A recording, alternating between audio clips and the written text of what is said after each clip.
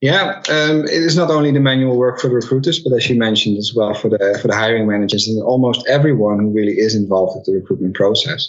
And that's a very good point. There are, of course, plenty of systems who can help automate a lot of things. But again, I've said that I think in an article years ago, you can have the most wonderful systems in place, but if you don't have a strategy and a structure designed and agreed upon by everyone, that beautiful shining pearl of the most expensive system you have will account for nothing.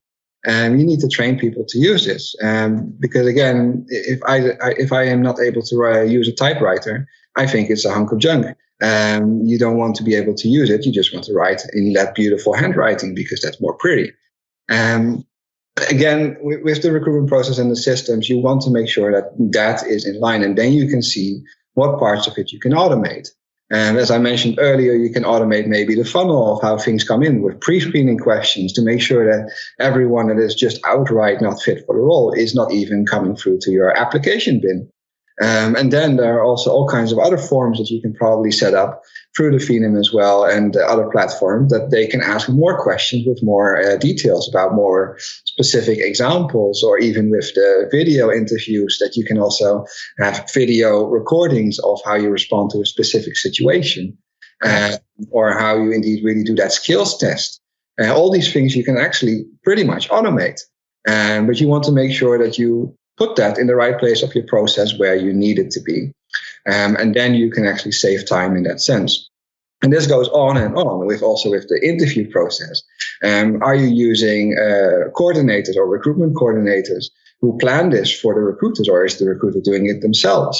Who has insight into the calendar? Is this calendar insightful for everyone in the company? So can you actually have the authority to plan a meeting for the hiring manager? Or are you just going all the way AI and you let the scheduler just plan it for you? Or even better, you give your whole calendar to the applicant and say, okay, you pick your time when you want to talk with us.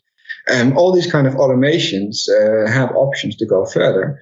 And then you go, of course, further and further into the process. And then again, you have the automations of the documents that you want to sign, the discussions about the salary and the position and the rewards. All these things you can already agree on beforehand, so that you can save time and automate those processes and actually get more benefits out of that and save time when you're actually doing it, so you can hire that person quicker and better.